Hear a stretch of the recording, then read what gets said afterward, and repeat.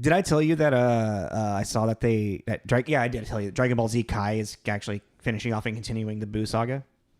Yeah, you did. You mentioned that. Yeah. I'm in the middle of it right now. And the inappropriate behavior of the older people in that show is bonkers. What do you mean the older people? Master Roshi is... Oh, yeah, but I mean, he's always been that way. Yeah, but it's like... I know, but it's like... It's a weird thing, like, with them re-releasing it in 2023, they're keeping it in there. Keeping the pervert old man. Like, I haven't been like, maybe making a comment or whatnot because it's Master Roshi, pervert old man, but he literally just starts poking Vidal's boob at one point. Vidal's like 16. I don't recall that. Like, I don't really remember the Buu saga that well. I mean, neither do I. That's why I'm watching it, and I'm just like, whoa! Am I having a dream right now? And then Goku legitimately offers up Gohan's girlfriend Videl to be groped by the Elder Supreme Kai. And Gohan he's like, what? No, we're not doing that to Videl. Are you kidding me? That's disgusting.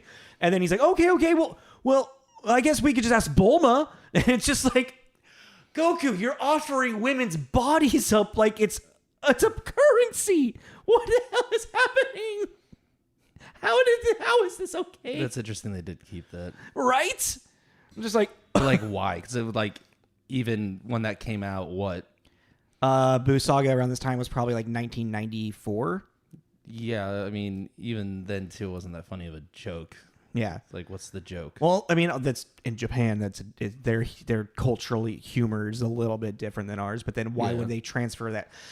Translate it into American, where that's not. It's it's just how did it make the cut here? Yeah. You know what I mean?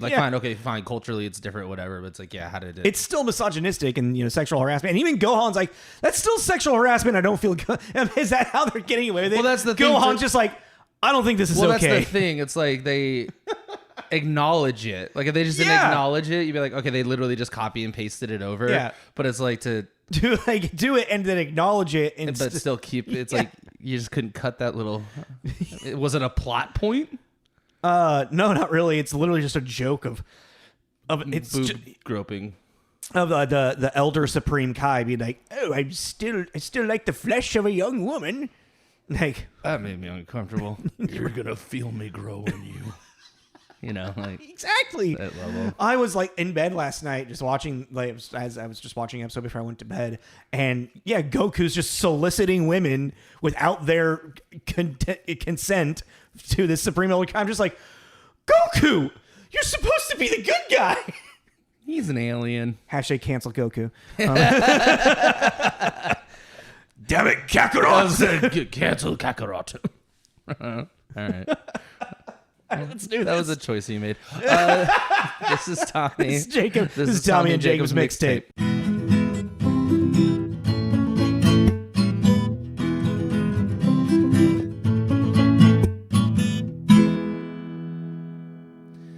Spooky. Welcome back to our 4th season. What were you gonna do? Say hello. Okay. How are y'all doing? Welcome back to the first episode of our 4th season. Season 4. That's 4. That's cuatro in Spanish. So this is going to be the Halloween block of 2023. Yeah. Which is always fun. Is it? You don't sound very... Well, I'm excited for our block that we have created. I feel like next year we should hardcore go into classics, though. For anyone listening or watching right now, we are doing basically a block of kind of more comedic, dark comedy horror movies. We're doing 2 that are dark comedy and 2 that are horror. And artistic, visually very a thing. So yes, look forward to doing that. Especially because let's tell them what we're doing today. Yes. We are doing The Cabin in the Woods. The Cabin in the Woods. Which I remember it kind of coming out. I do remember, I thought I saw this in the theaters, but I watched a completely different movie in my mind's eye than everybody else around me. It's funny because I remember I first watched this and I hated it. Yeah. I really hated this movie because I wasn't into the dark comedy thing. Yeah. And then he didn't get it yet. I didn't get it yet, and then I watched it again, and I was like, "Oh, it's pretty funny." And then watching it again because will now be my third time. Mm-hmm. It's still pretty good. I gotta say, mm-hmm. I enjoyed it still. Do we want to? Sorry, I kind of interrupted. Do we want to finish off what we're doing for the month? Oh yeah, sorry. Oh yeah, so we are starting off with the horror comedy, Cabin in the Woods, following up with The Cell. Mm-hmm. Then going to my favorite, Tucker and Dale versus Evil, mm-hmm. and then ending off with Hereditary. Which is great because been forever since I've seen The Cell. Same. So it's gonna be fun to go into like that whole thing. Tucker and Dale is a comfort food, mm-hmm. and then Hereditary I only watched once in theaters, and I've never seen it. So it's gonna be some interesting stuff to kind of dive into. Yeah. Yeah. So going back into Cabin in the Woods, released April 13th, 2012. Theatrically, yes. I just thought that was a weird April release. Why? Because it's April. Was it Friday the 13th then? I mean, generally, around this time, 2012, most films were released on Fridays. Is there a way to easily find that out? Just type in day of the week, April 13th. Well, hold on, I'm gonna ask Google. God damn it, Google. What day was April 13th, 2012? Friday. Fuck your robot. Repeat that. Okay, Google, repeat that. Send a snap? No, fuck. Shut up. Okay. Anyways. Okay. That makes more sense. Yeah. But it was, it was supposed to get released in like 2009 and then 2010. And then in 2011, it had, it was like released in like a couple like film festivals. Yeah, I saw that. And then like its theatrical release finally. But like what ended up happening was MGM was the owner of the movie. And this was like at the tail end of MGM and they were like going bankrupt. So they didn't have like any distributor. And then eventually Lionsgate got interested and Lionsgate picked it up. And I was reading that pretty much Lionsgate, a lot of these movies that they are doing a satire of, Lionsgate produced and distributed. Mm-hmm. So it was kind of fitting. And Lionsgate didn't really get hands on like what they wanted to change with the movie. They were just like, yeah, no, it's your guys' movie. Release it. Mm-hmm. Quick synopsis of The Cabin in the Woods. A group of college kids get terrorized in a remote cabin, leading to a what a twist moment. What a twist! So I'm going to start off with the bat. If you haven't seen this, don't listen to this episode. Because it's your choice. Well, it's not fun to know. Yeah. It's like watch it being it's my old roommate thing. Yeah, I know. Fight Club. How did you not know that that was a miracle? But even still, just we're gonna spoil it. If you're we're gonna spoil it. So your choice if you want to listen or not. We recommend you to go watch it before. Yeah, that we have the conversation together with everyone. We can't control with all 12 of you. For a minute there, I thought when you said that, I thought you were saying there was 12 people in the room with us, and I was like, no, legit. I was like, oh, Tommy, what's happening? Oh. I took a new medicine today. Yes, I was like, oh shit. No. Okay. Happy Halloween. Happy and spooky. Okay. So 2012. How many movies did you have? The last one I saw, I think, was Chronicle when we counted this. I counted 43. And I had 29. Yeah. I didn't look back at what my other one was, but it felt right. It was weird though because I thought it was off to a good start because it was sa, and then it got to didn't, and then it just fell off. Yeah, it just I still have those random weird independent films that I'm like, oh yeah, I remember watching that. Oh, I've seen that. Oh, I've seen that. Yeah, no, I did notice a couple of horror movies in my Shudder days, Blood-Sucking Bastards. Okay, stuff like that, where it was just these really random. I didn't look, I just would go on Shudder and be recommended for you. And I was like, sure. What's funny is for you, that's really bad horror movies like that. And for me, it's really bad, raunchy comedies. Oh, that's fair. Yeah. For me, it's just the off the cuff, weird horror movie that, I was like, sure, I'll watch that. Whatever. I don't care. I just read and yet I recommend a weird, bad B-rated horror movie. And you're like, I don't want to watch that. It's you watch something called Blood-Sucking fucking Vampires. Blood-Sucking Bastards. Whatever. It's about vampires, if you didn't figure that out. All right, let's get into this movie. So one of our writer and director, right? Yeah, well, let's just start with the director. Okay. Oh, yeah, writer. Yeah, because he's also one of the writers. Drew Goddard. who's more of a writer, I would say, than producer, because his like directing credits were super fucking tiny. It was like this Bad Times at the El Royale, which I loved. I haven't seen. Every time I start it, I just kind of get lose interest and fall asleep. It's one of those Quentin Tarantino-esque. It's multiple narrative type a lot of characters all in a hotel type thing. Yeah. Now you're thinking like Hateful Eight or like Reservoir Dogs style, like that kind of vibe. Yeah. Where it's like it's not till the end of the movie you get the full picture of what's going on. Yeah, the full because there's so little like pieces. It's like a whodunit almost type thing. Yeah. And I remember not really a whodunit. Kind of. More of like they're trying to figure out what the deal is with this hotel. But Chris Hemsworth is in it as well, and he plays like a cult leader, and he's awesome. Yeah, he's really good. He plays a really good bad guy, actually. Yeah, he should do more bad guy stuff. Yeah. And then also director, I saw Drew Goddard had directed like 4 episodes of The Good Place, which if you haven't watched that show, I haven't finished it, but it's like only 4 seasons or 5 seasons long. What is The Good Place again? It has Ted Danson, Kristen Bell. I can't remember the other actors and actresses, but it's like she dies, she goes to she's like thinks she's in heaven. I don't really want to. I mean, it's like the twist is like in the middle of the first season, but like they're actually in hell. And it's actually super subversive and funny. I like my demon shit. It's not really demonic though. It's just like satire of the afterlife. It's a satire of the afterlife. Okay.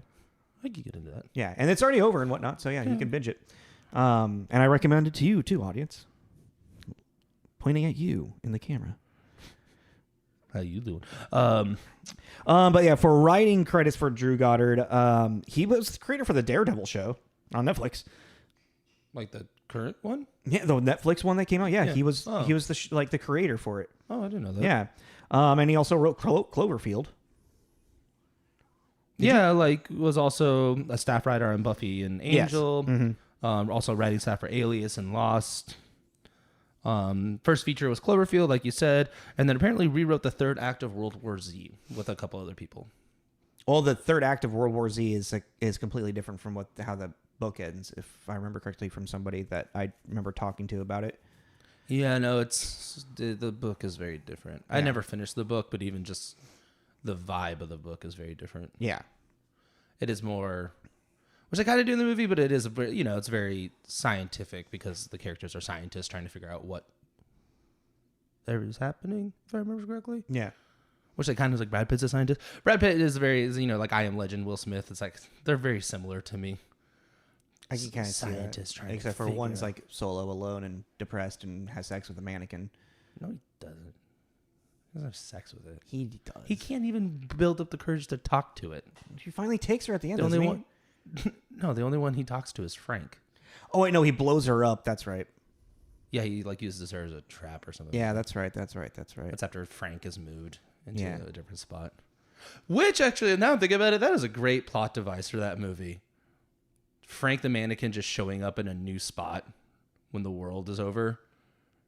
That was cool. Sorry, my ears wanted to pop there. That was a cute expression. Looks like you're gonna puke. Stop it. Okay, let's move forward. I mean, another writer on this, problematic Joss Whedon. We don't really condone his actions of what we have found out of his actions have been an asshole, like gaslighting and just. Gal Gadot will happily never work with him again. Oh yeah, well, neither will Sarah Michelle Gellar or anyone from Buffy. Like he made it's slowly come out from oh god, what was his name that played Cyborg? Because it all started with him. Oh yeah, what was his name? Totally blanking. It's gonna be right here in a second. Ray Fisher. Yeah, Ray Fisher coming forward about how he was super unprofessional and problematic on set, and then Gal Gadot came forward and said stuff, and then people from Buffy were like, yeah, no, he made the entire work environment toxic, would pit girls against each other type thing. Like, sounds like a real cool guy. Yeah, awesome guy. Let's hang out with him. I mean, yeah, because which is unfortunate because he has written a lot. I mean, if anything, just like stick as being a writer, dude. Just stay out of the goddamn directing. But also still, I mean, he hasn't done anything since The Nevers, which was back. I mean, it's only a couple of years ago, but that was like a TV show, another TV show that he started, and he was like directing it. But yeah, ever since all this stuff's come forward, like I feel like no one's hiring him anymore. Well, it's like weird too because he was on this like trajectory, being one of the superhero people. Yeah, no, well, he did the entire first phase of MCU. Yeah. But then it wasn't even. Yeah, and then he was involved in the Justice League. Well, and then he ruined the Justice League. Yeah, like. He flat out ruined that movie, actually, with his rewrites. Like, Zack Snyder. We got the Snyder cut. Don't worry. Yeah, we got the Snyder cut. All right, moving on. Yeah. You want to go into starring? Yeah. Let's try not to spend too much time on it. Let's kind of like give a shout out to who they are. Okay. So our first and foremost is Kristen Conolly, who plays Dana, the Virgin. Mm-hmm. Oh yeah, really quick. We'll go into tropes after this. I was gonna see if you wanted to like just talk about horror tropes in general. Okay. Okay.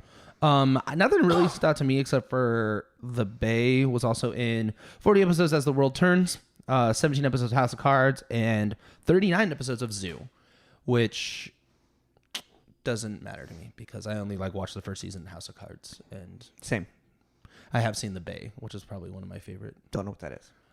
If you ever really want to get terrified of water for about a week, not like being in water, but ingesting water, watch The Bay. Oh, you've told me about this, yeah. It's absolutely horrifying. Next build up, we have Chris Hemsworth, who plays Kurt, who really, I didn't realize that he skyrocketed so quickly. Yeah. Like he went boom. Well, as soon as he was cast as Thor. Well, yeah, but I mean, I thought that his little bit in Star Trek was kind of like a fun cameo. I didn't realize that he hadn't really taken off yet. Oh, yeah. That was like 2008. Yeah, he was also like smaller in that too. I mean, even in this, he's small-ish. He still has to walk though. Yeah. That the rolling shoulder walk. The swagger. Yeah. When he was walking towards the pier, I was like, there's the Thor walk. Right? It's like, you're about to get real big. Dick swinging. But yeah, so I just have you remember that in Vacation? In Vacation, yeah, with Ed Helms, they like National Lampoon's Vacation. It's like with Rusty. It's Rusty's family, yeah. And Chris Hemsworth is it's the rich people's house. Yeah, he's the cowboy, right? Yeah, and he comes in just his underwear and his there's like sausage in his fucking underwear. Right, yeah. I forgot he was in that. And Rusty's just like, God, he's just walking around with his shirt off. That's what you were looking at. That's what you were looking at. Sorry. Then next up, I got Anna Hutchinson, who plays Jules. She's the Yellow Ranger in Power Rangers Jungle Fury. Was she? Oh, wow. She's the Yellow Ranger in one. How many spinoffs of those Power Rangers are there? There's like one every other season. What? It's like a new one every other season. Like a new Jungle Force. Yeah. Yeah. Okay. This is Jungle Fury. Yeah. She's the Cheetah Yellow Ranger. And in 37 episodes, Go Girls. Cool. I didn't write down any movies. Just to give you a heads up. For anyone? For anyone. Oh, I only wrote down things. I wrote down things that I either knew or something that was prominent in their career. just trying to save space because there's so many names. So there's only like 4 or 5, really. Names? What are you talking about? For our main people? There's 5. There's like 7 main people because you got to talk about the people in the corporate. Oh, those are more like my honorable mentions. Anyways, focus. Up next is Fran Kranz, who plays Marty, who's in The Village, Bloodsucking Bastards, like I mentioned, The Dark Tower. I did see a movie that came out that he's in 2019 that I want to watch. The Fanboy? Yeah. Yeah, Fanboy. That looks cool. Awkward comedy, yeah. Comfortable comedy. Yeah, I want to watch that too. And then Jesse Williams, who plays Holden, who I really just know from Grey's Anatomy and Detroit Become Human. Detroit Becoming Human. I don't really. It's weird. It's like I feel like I've seen him in things, and I'm just like. Well, he's also been in 275 episodes of Grey's Anatomy. So I mean, I've seen maybe 15 minutes of Grey's Anatomy. Well, but I don't know, like just clips through the interwebs. No, exactly. That's literally like maybe a total of 15 minutes. Yeah. That show has completely eluded me its entire reign. First couple seasons are pretty good. I've said that except before. for like knowing like people that have been in it. But even then, I'm just like, is this? Are there like Katherine Heigl is in it? I know. Jeffrey Dean Morgan. Oh, we always forget that. He's in it for a minute. He plays Andy. There are 420 episodes of Isn't Sandra Oh in it for a little bit? Yeah. Oh, she's very she's like main lead against Meredith Grey. What? No, I was like, isn't Sandra Oh in it? Like, yeah, like the main character. She's like for a couple, the next main character. For a lot of seasons. You see what I mean? Like, yeah. It's just for like a lot of seasons. Nothing. There is no information. She's a very prominent character for many seasons. She's Meredith's best friend, like her other surgeon. Like Jesse Williams. I think I saw the episode of SNL that he hosted. And more recently, Only Murders in the Building. The Martin. I still need to watch that actually. Martin Short and Steve Martin and Selena Gomez. Like murder, whodunit. Mm-hmm. I watched the first episode. It's cute. I mean, cute's a weird word. You know what I mean? Because it's kind of like weird. I know the second season was Paul Rudd and Meryl Streep in it. It's one of those. It's like a lot of people are like funny people are getting interested in it. Mm-hmm. So I'm like, okay, maybe I'll actually commit to it now.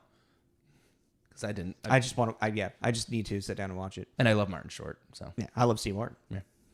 Also, Selena Gomez just keeps getting more attractive as the older she gets. 100%. Just got to say that. I was trying not to. I was trying not to. It's like, it's coming out. It's coming out. And then, so then the people in control of everything. We have Richard Jenkins, who is the dad from Step Bros. He's also Jeffrey Dahmer's father in the Dahmer series. Oh, with Evan. Yes. American Horror Story. Evan. He's Quicksilver. I did just find out real quick. This is one little tangent. The Step Brothers, the T-Rex thing, was apparently like in the Fly moment. What do you mean the T-Rex? Remember when he's like telling him like, when I was a child, I wanted to be a T-Rex. Oh. I wanted to be a dinosaur, and he starts doing that thing.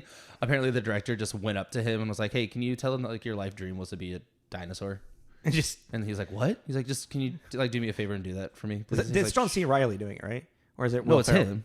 No, it's Richard Jenkins. Oh, that's right. I forgot about that moment. What? And he's like, yeah, can you just like pretend to be like can you just do that and just see what happens? And he's like, sure. Like, and he didn't think it would make the final cut, but they were sitting there watching. He's like, holy shit, they kept that? Which I just thought was funny. That's funny. I saw an interview with him. Richard Jenkins, he's actually a wonderful actor. And then we got Bradley Whitford, who is his opposite, kind of like the younger, he's like the second in command. Was a long-standing actor in West Wing. Never seen that. More recently, he was the dad in Get Out. That's right, yeah. I remember him as Jake Peralta's father in Brooklyn Nine-Nine. Isn't he also in Happy Gilmore? Isn't he like the bad guy in Happy? Yeah, he's the bad guy in Happy Gilmore. Right? Yeah. Okay. Oh no, not Happy Gilmore. Billy Madison. Billy Madison. Okay, yeah, Billy Madison. Happy Gilmore. No, I was like, I can't remember which one it was. Who else did you got? And then just quick shout out to Sigourney Weaver.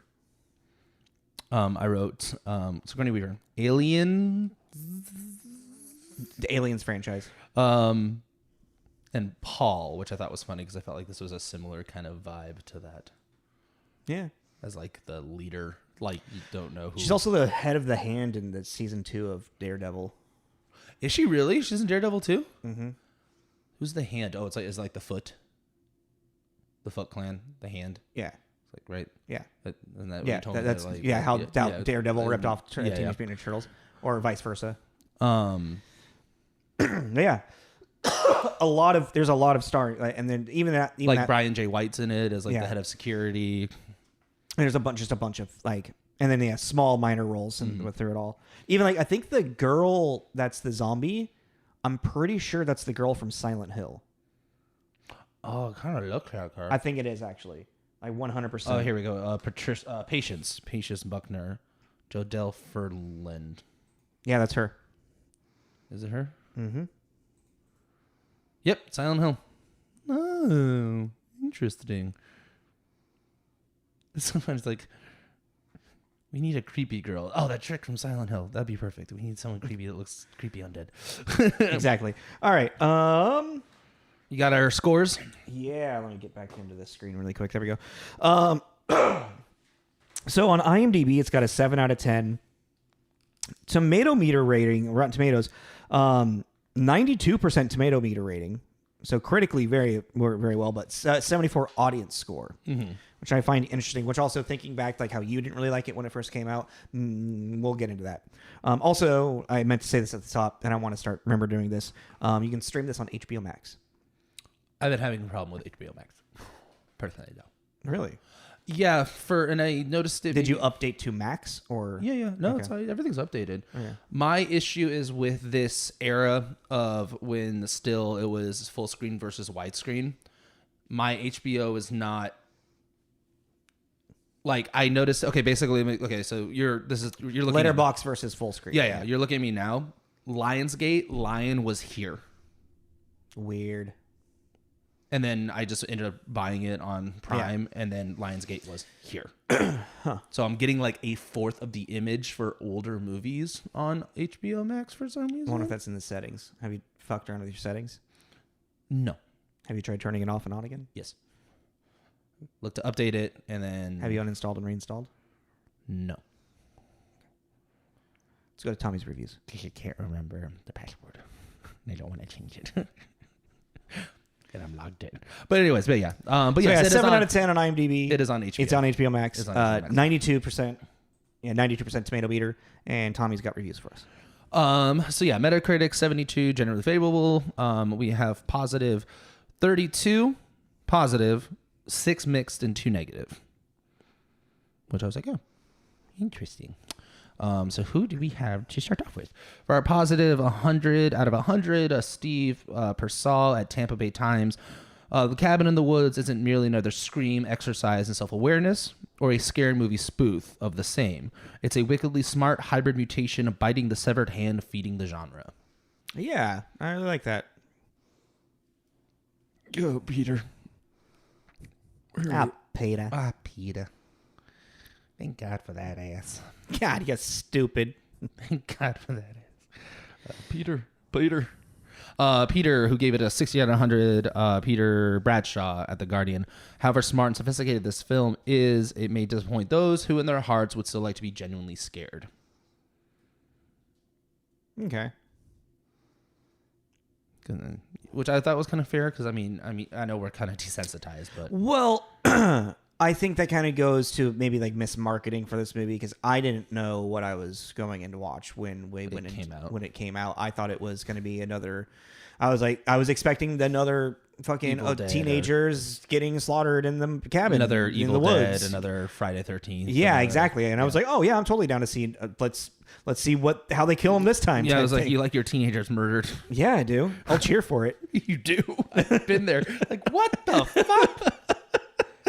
Yeah, I was like, murder Jenna Ortega. I love it. For our negative 38 out of 100 with Kyle Smith at the New York Post. I've seen a lot of ripoffs of The Truman Show and a lot of ripoffs of Scream. I guess I have to give credit to The Cabin in the Woods for ripping off both at once. What movies rip off The Truman Show? That's what my thought was, too. What have you seen that's ripping? Who are you, sir? I just said. Oh, Kyle Smith. Excuse me. Not Kevin Smith. Kyle Smith. Well, you think you know him? Yeah, I can't think of maybe Ed TV. But ripping off Truman Show. Yeah. So that's an interesting point of view in general. Well, yeah, because even then I just Googled if you like The Truman Show. That makes sense. Yeah, if you like The Truman Show, this would be a movie. No, I said it's Beautiful Boy, Whiplash, Nightcrawler, Whiplash, Great Nightcrawler? Gatsby, Great Gatsby, Shutter Island. Yeah, I'm like, anything with a narrator. Yeah, I don't know. I'm not sure. Inception. Okay, here's an entire article on Collider. Inception. Nah, Ed TV of movies that are like Truman Show. Vanilla Sky. No. Yeah. Oh, yeah. All right. Yeah. I can kind of see that. I guess what they're doing... The Matrix, no. I guess the whole thing is what they're doing is probably some type... It's ideas of augmented reality. Yeah, because even this is so Matrix, Pleasantville. Yeah. Stranger Than Fiction. Oh. Yeah. That's close. Yeah. That's pretty close. So I see what they mean, but this movie isn't really... and also saying augmented reality isn't really necessarily the right... choice of words because this is manipulated reality. And that's what the Truman Show is that it's not an augmentation. It's reality, it's real, but it's being manipulated in a specific way. They're maintaining a specific narrative and plot, a course for the characters to go through. As they are in this. So I see that comparison of Truman Show into this. Yeah. But a lot of those other ones, Ed TV. Anywho, let's get off that. Yeah. Well, because that we can spiral really quick. Well, the only other thing I was gonna say was like the Scream thing too, because it's like I see the meta narrative 100%. Yes. Yeah, but it's also Scream is like a slasher movie. Yes. Through and through. Yes. It's like they do make as jokes. Is this. Yeah, but it's like this. But it's also it's like Scream is being aware that it's as if like this, like it's these kids being aware of slasher films and then recreating it. These kids are just being manipulated through a story of sacrifice, pretty much. So the meta narrative as the audience and as the writers, it's similar to Scream because of the awareness of it. Like this is what I wrote for like a quick little blurb of that, is that it's clever and aware and stays true to itself to turn a tried and repetitive story feel fresh again. Like, yeet. Yeah, yeet. Yeet. So I get, it's like, I get the combination, like, yeah, the idea of like Truman Show meets Scream, you know? I get that, you know? But to say that like remakes or like rebuffs of that over and over and over again, like even like Scream, can't think of like anything else that like gets super meta into the same way that Scream does. Like Urban Legends kind of at the time. I mean, that was kind of a knockoff of Scream in general, but let's see. Well, actually, it's Tucker interesting. and Dale versus Evil, I'd say, is probably pretty close. I don't feel like that's not really meta though. That's just satirical. Yeah, I guess so. It's also, and it's subversive. That movie is just subversive on the genre because the people like the hillbilly boys you would expect to be the killers are actually really nice really nice guys. Just want to go fishing. Just want to go fishing. And all these kids, teenagers keep killing themselves. Killing themselves at my property office. Yeah, so like it's subversive. As like this is a little subversive in this idea of like there's a reason why these teenagers are being like murdered and whatnot, but there's that control narrative. I do want to read this little bit that was it Goddard that wrote this?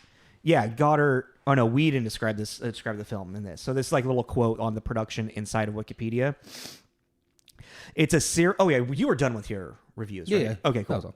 It's a serious critique of what we love and what we don't about horror movies. I love being scared. I love that mixture of thrill, of horror, that objectification / identification thing of wanting definitely for the people to be all right, but at the same time hoping they'll go somewhere dark and face something awful.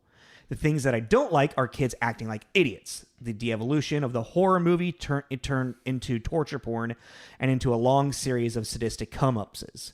Drew and I both felt that the pendulum had swung a little too far in that direction. So, like all of the Friday the 13th movies that like, you know, just it turned into like, well, what's the interesting way that Jason's going to murder this teenager having sex in the woods? You know, so with seeing how far hot rock from a sauna. Yeah. That one sticks out to me for some reason. My favorite one is the sleeping bag that he roasts her in over the campfire. Yeah, it would be. But like no, it's interesting is like they lean into like that far pendulum of what that is. But also what's interesting is that in setting up the kids of this movie, they're all like actually intelligent college students. Yeah. Like that are being manipulated with chemicals to act a certain way. So like even like Chris Hemsworth, who is the athlete and acting a specific way, it's because he's like, you know, these pheromonal boosts that are like making him act a very specific way. And then the stoner kid's like, no, dude, we're being controlled like puppets. You know, like it's like there's an awareness of it, but then it. And like I think what they wanted to look at the kids like, okay, so what if it was these kids were smart, but what would draw them into becoming this pendulum idea of like the kids that are just out there to fucking, get high and have sex and debauchery stuff, Mm-hmm. And so then creating this idea of this, like, how to keep the old gods at bay. It's like, this is a ritual to save the world in a very macabre sort of way. Well, sacrifice a few to save exactly the greater good. Exactly. Kind of thing. Yeah. The only thing is, like, I do think this movie could just be a little bit longer to really strive home. I remember there being other scenes that kind of explained more things. Personally, what you should do is next time you're at like Spin Cycle or something, you should find the DVD and grab it. And see. Yeah, maybe because maybe there was just like deleted scenes. Because I looked up last night after I finished it, I was like, "Is there a director's cut of this? Or unrated? Or there something? Isn't a director's cut or unrated version that I could find." So yeah, maybe there were like maybe I rented it at some point as well, and there were like deleted scenes that I saw. I don't know. Well, it's like what I was gonna say though is that the only thing is like for this like change over into her being the horror and him being the athlete and stuff.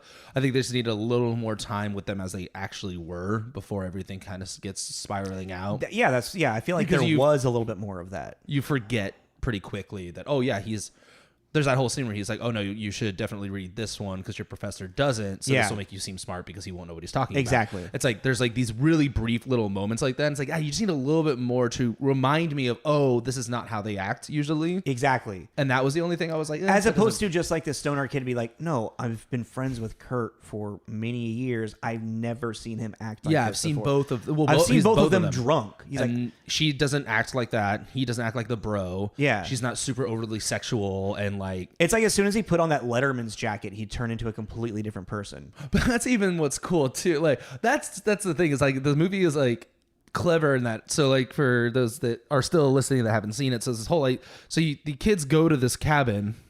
And then very quickly, you've already seen these like scientists people somewhere, but then you realize that, they have the entire cabin bugged and rigged to get some kind of reaction. It's like this, it's like this entire plotted land, which their facility is underground of this cabin. Yeah. It's like even like there's like all of these like little like,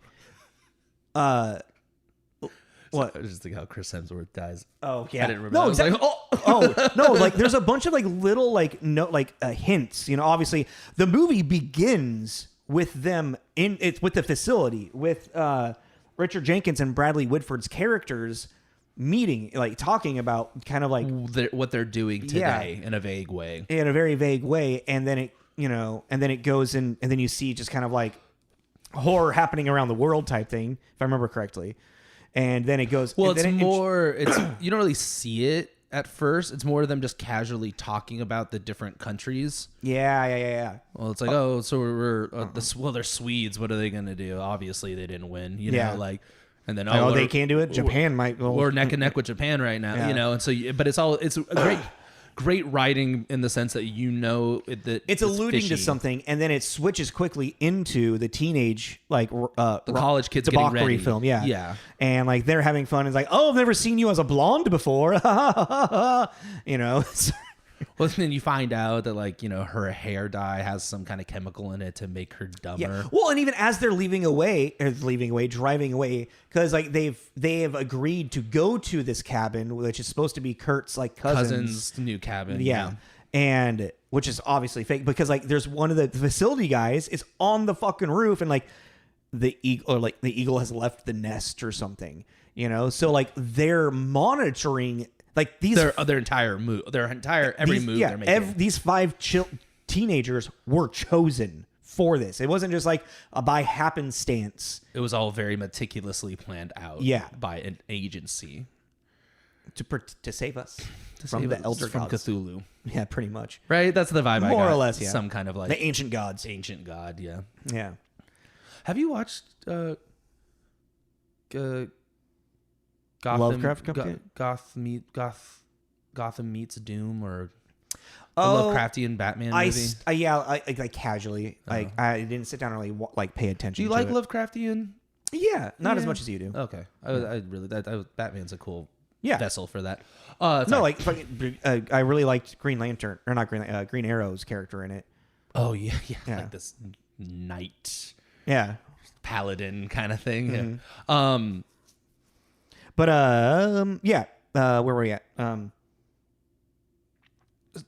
The kids, like they were being controlled to actually go there, and then as they get there, then they have like I always forget the goddamn name. It's like the arbiter or whatever, like the harbinger of bad luck. You know, he's like the guy. He's like calls the girl a whore, and they're like, it's like this guy's like. He's being an asshole to these kids for no fucking reason, but he's warned like, oh, everybody that goes up there dies, and it's like, you know, you can just be like, turn around, but you know, that's the whole like setup. Well, that's what they say in the facility too, is everything is their choice, but you're like, not really. Yeah, you're really manipulating. You're manipulating the super hard. Yeah. And then as soon as they get into the underground passage on the turn, and there's that bird that you see fly and crashes into the force field. So it's setting up all of these little bits into where like it kind of was crazy how much the cabin looked like the Evil Dead cabin. That's totally on purpose. Well, I know, but they liked that was actually another complaint of mine, is that this, like, I get they're doing all these like tropes and all these like things, you know, it was too Evil Dead-y, also in the sense of the way the cabin was laid out, the way it looked, and then even the fact that they're fighting like zombie. I wonder if it was the same cabin. It looked a lot like it. They may have just been like, let's get that cabin. Yeah, they might have. You know, just like as an homage to 100%. Bruce and everything. Bruce? I was reading with production, I didn't see anything like that. So I know it was filmed up in Vancouver. I mean, later we can figure that out. Yeah. Oh, wait. That's a good one. What? Show note. Oh. Yeah, so we can actually like keep tabs on these things. Yeah. Yeah. I guess we kind of like forgot about talking about like with the horror tropes in general, but I feel like I guess we've kind of like casually done it, but well, it's like it's also but it's also we can talk about the humor in this too. Yeah. Well, I mean, how it like devolves from it being this slasher film into then a survival in the facility type thing. Well, it's like I was gonna say the humor is very dark in the sense, you know, like it cuts to the facility members taking bets on what artifact that they're going to pick that is going to end up being their ultimate demise. Oh, actually, did you pause it? Oh, to try to look at all of them? Yeah, I thought about it, and I have it. Oh man, just real quick, just some examples. I just want to give you some examples. Well, I remember a lot off the top of my head. Like what? There was the Hellraiser. There was the cyber robot. There was this tarantula. There was the werewolf. Well, there's werewolf, alien beast, mutants, wraiths, zombies, reptilius, clowns, witches, sexy witches, demons, hell lord, death by snoo magic, angry moleskin tree, giant snake, deadites, which I thought was that. That's a callback, yeah. Yeah, like I was like, oh, they actually used the terminology too. Kevin. Who's Kevin? Wait, where did you get this list? So when they're taking the bets. Oh, that one. I thought you were talking about like when like the elevators all moving when they take around. No, when they take the bets, you can pause it and see all of the different options. Okay, that's the one you're talking. Okay. Sasquatch I didn't think about that. Okay. Yeti / Wendigo. Yeah, it's like, it's just really, I just like, oh, you can actually scarecrow folk. Yep. Yeah. Dragon bat. I just thought it was like, that's funny. I really liked the Kevin. Yeah. Like, what is Kevin? What is Kevin? Is he a merman? Kevin's got to be is that a reference to something? Let's talk about Kevin. No, because that came out way later. Not way later. Yeah, but it didn't. I know. Yeah. Still. Can you think of any just Kevin McAllister? I was like, can you think of any like Kevin McAllister? Like any Home Alone? Like a horror movie, Home Alone. Kevin. Jigsaw. It's Jigsaw. But yeah, I just thought it was funny. And it's also, I paused it at that moment by accident. Oh, really? Yeah, I just wanted to say something to my partner and I paused it and I went, oh shit, that's a whole list of what they're betting on. Like, okay, cool. But like that was but that was also the humor too. It's like, man, I really wanted mer people. It's like, no, you don't. It's really messy to clean up, you know. And it's like this like joke, but it's like really, you're talking about murdering children. Well, yeah, but for them, young adults, it's like it's kind of like they have to. These people in the facility have to separate themselves from it because it's like a doctor. Yeah, or because a paramedic. Even though like the head of security is like, this is fucked up. What you guys are doing? It's like they're saving lives. And what's really amusing is actually that's kind of like, and that's the twist of this movie though, is because there's only 4 lives have to be taken and for sacrifice. Because the virgin is optional for the end type thing, and that's kind of like the rule of the horror movies. If you remember in Scream, like they had talked about rules of the movies, and the virgin is always the one that overcomes the bad guy at the end generally. Well, it's like the rule is the whore has to die first. Mm-hmm. The virgin is inconsequential. They either need to survive or they need to die. It's the optional one. Yeah, but I hate using the word the whore. Well, that's what they. I know. It's just meh. The trollop. The floozy. The floozy. Like, pick one. I get your point, but it's like that's what the movie is. The cheerleader. How about that instead? But I'm a cheerleader. But her. Because that is fair. Because there's like the whore, the athlete, the scholar, the fool. Like, it's like the most aggressive. It's like, oh man. So 4 of them have to die. And in order to prevent this like rise of the ancient gods as it's unfolded. But what's really interesting is that when you think the fool dies, and they're like, oh, and they like pull the lever to like release the blood, the entire facility shakes, and they're like, oh, they're getting angry down there, and it's like, oh wait, no, he didn't die. That is a good point. Because he's revealed to be alive still. Well, you're the good point. They pulled the lever, and they pulled the lever earlier, and nothing was. Exactly. That was the ancients being like, no, too soon. And so when they discover that the fool is still alive, then they're like, oh, we need to send him in to get killed. And they get into the facility, and they're like, kill the fool first. He has to die first. Keep the virgin alive. Afterwards, inconsequential. If she fights back, you can kill her, whatever. But the fool has to die first. So they're fighting for their life. They're not realizing that they're fighting for his life, like them two together, through the facility. But then when it finally is revealed, then what's her name? Who's the virgin? Our virgin is Dana. I don't think she's an actual virgin. I think that even like Sigourney Weaver's like, it's just terminology. Like, well, that's funny because even I just was curious about the original definition of whore. Comes from Germanic root word from horza, which means a person who desires. We're all whores then. Well, so it's like I think in this it's because they're the ancient ones. It's a very ancient term. It's not the derogatory one that I know, but it's still it's a bad word. Bad I just thought that was interesting. Now hey, if you hate the podcast, you learn something. The more you know. Star. But yeah, so and then what was her name again? Sorry, Dana. And and then she's like, "Oh shit, I can stop all of this if I kill my friend." And even he's like, "Fuck this! I don't want my life to be on the line for the entire world." Well, because it also in the beginning kind of implies that he's very not nihilistic in a sense. He's very like this world needs to crumble to like reset. He's like anti-establishment.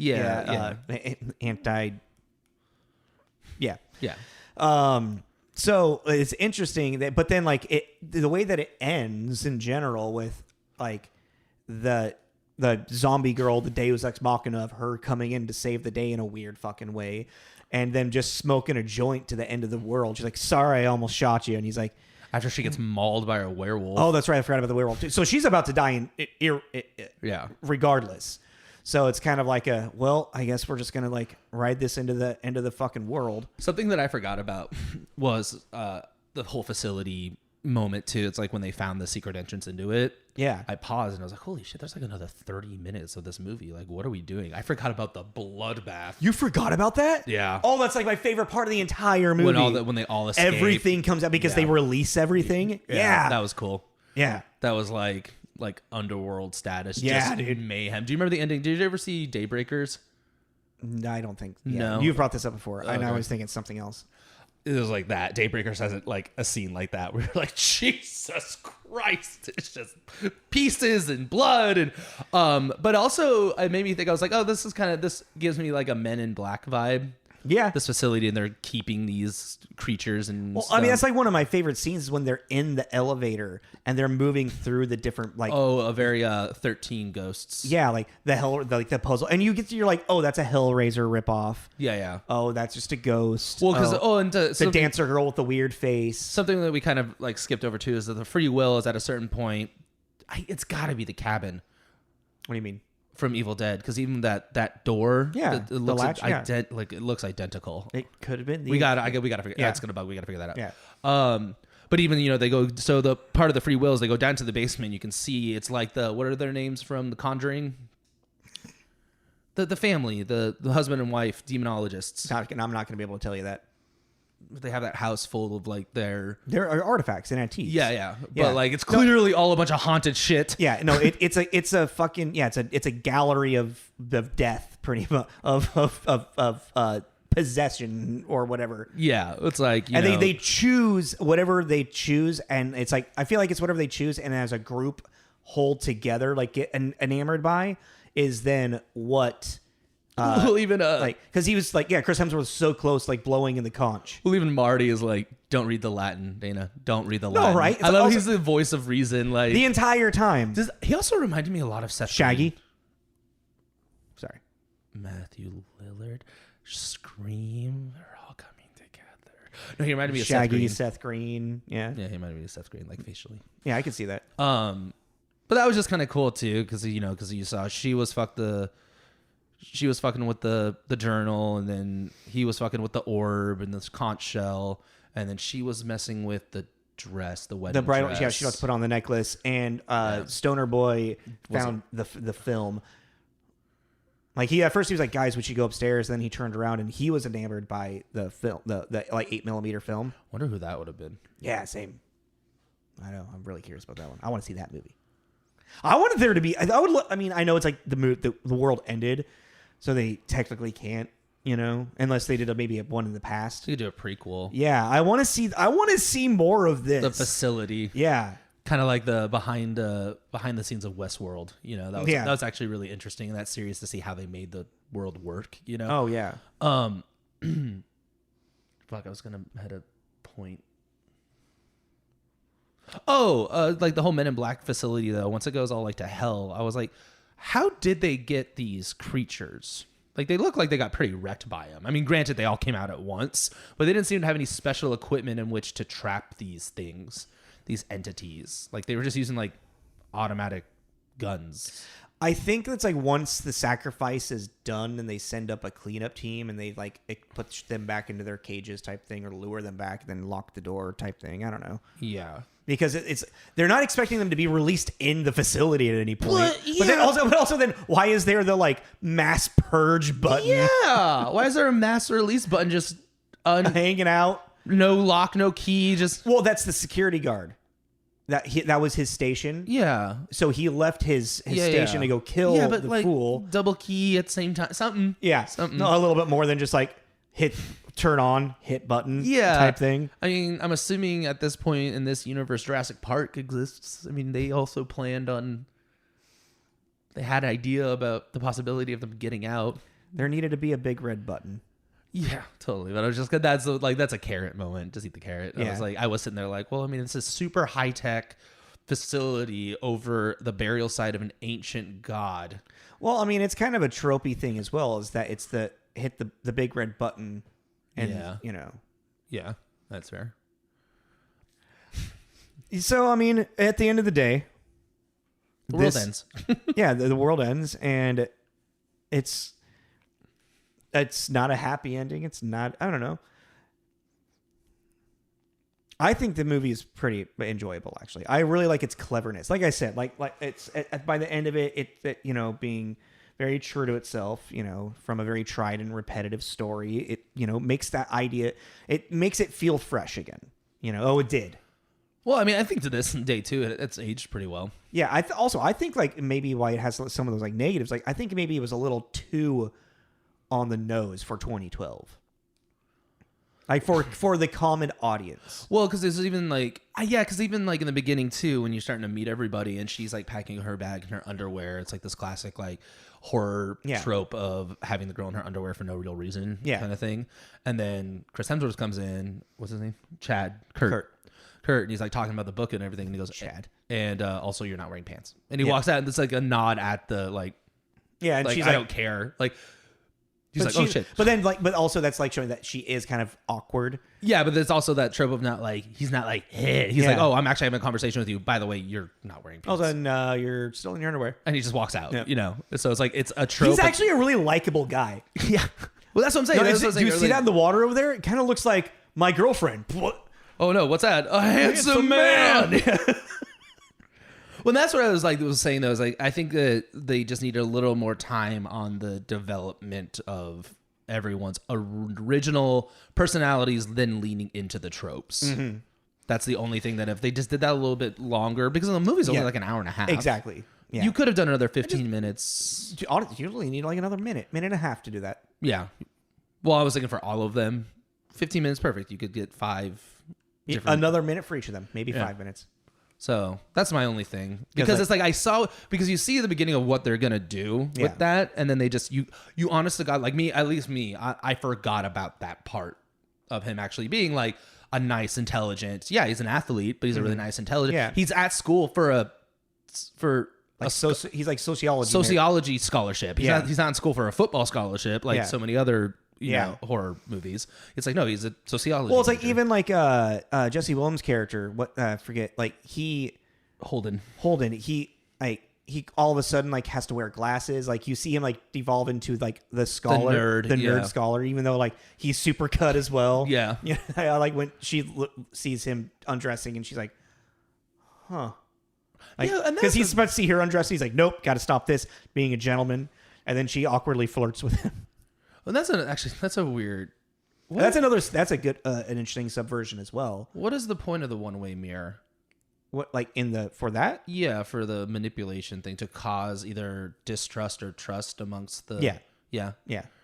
Like, oh, they find out about it and then they're gonna like is he gonna actually say anything, or is he gonna be like, oh yeah, take off your clothes, and then he's a gentleman, like, hey, stop it.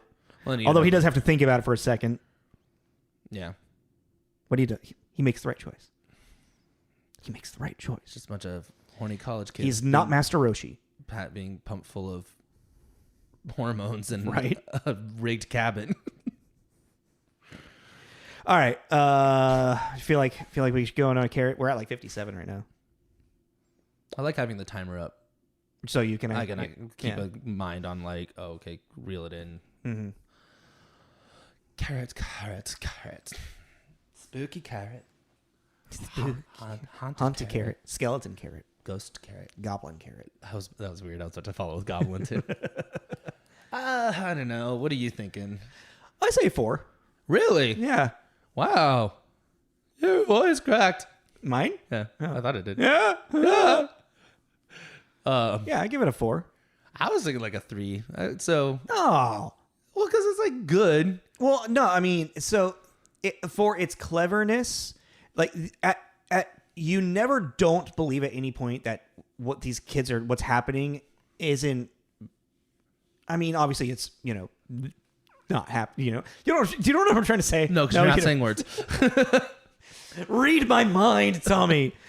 So it's just the way that they're manipulated. It's fun with like the facility, but the whole idea of just like subverting this whole like slasher narrative into something creative and having there be an actually like fully flushed out like story beyond that has a completion. Mind you, it is destruction like of the world, because it's actually... That's fair. I mean, because it's also doing the like, it picks its tropes carefully. Yeah. Because also it's not that classic, this isn't how it ends, but like first thought was like the hills have eyes. They finally get away from whatever. They're driving off through the desert and you see, oh wait, actually there's still one more of the family left. Yeah. Or they burn down the house and then suddenly Jason Voorhees' hand comes out and grabs the mask. Well, I mean, that still does technically happen. No, but it comes to an end. Yeah. The world ends. Yes. Done. But that's the thing, is that the kids win against the facility pretty much.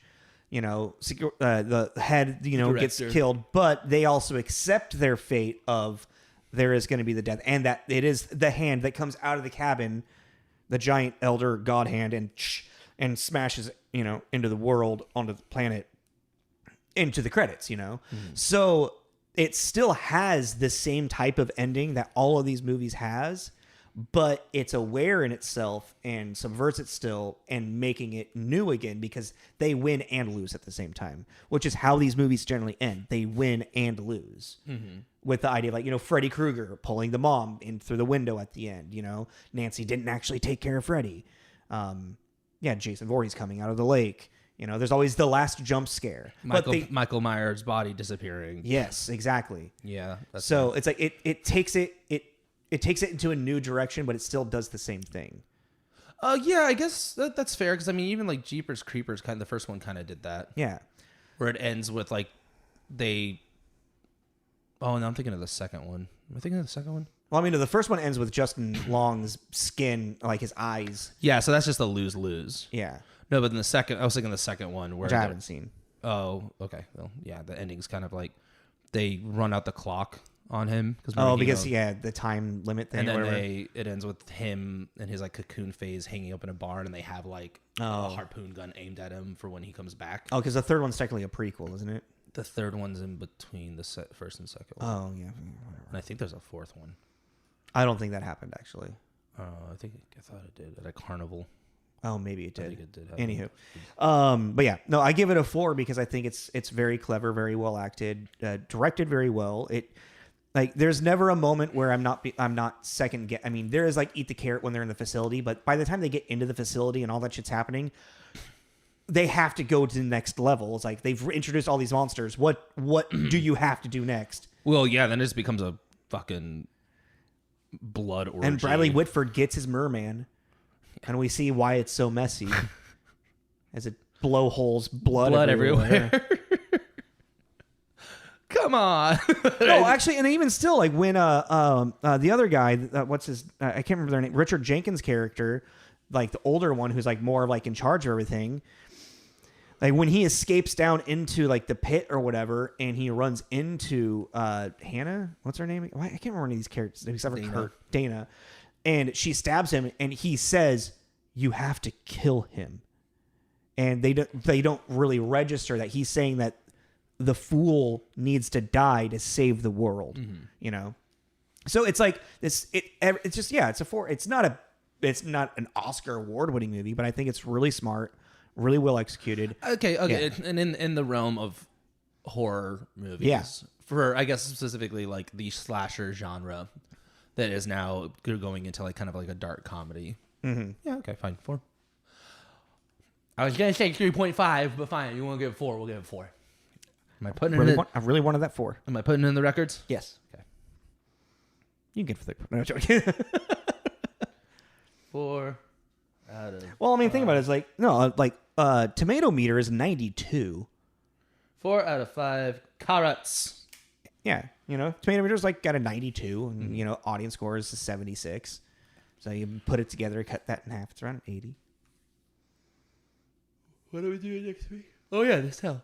The Cell. We were talking about that. J-Lo, Vince Vaughn, and Vince D'Onofrio. What is their relationship? They're in actually quite a few movies together. Are they? Oh, yeah, I think so. Maybe not. I see them together in my head a lot. Are you confusing with Ben Affleck? No. That'd be weird. All right, so The Cabin in the Woods gets a 4 out of 5 carrots at TJ's Mixtape today. Please follow us on Instagram. Subscribe. Our link tree is on our Instagrams, and you can find all of the places that we post these. Video on YouTube. We need to edit that thing too. Video. I thought we did already. By the time this is released, it will be. I thought we did that already. I thought we did that last week. No. Oh. We talked about it. I thought I did it though. Anyways, I mean, if you did, I think I did. You didn't show me. Oh, okay. I think I did. We'll double check though. I think I did that. But yeah. So like, subscribe, all that. Follow us next week as we do The Cell. If you are listening to this, we're also on YouTube. So if you want a visual, you can see our faces. And sometimes there's a graphic, if my computer can handle it. Even brought that up. All right. This is Tommy. This is Jacob. This is Tommy and Jacob's Mixtape. Happy spooky season. Spooky.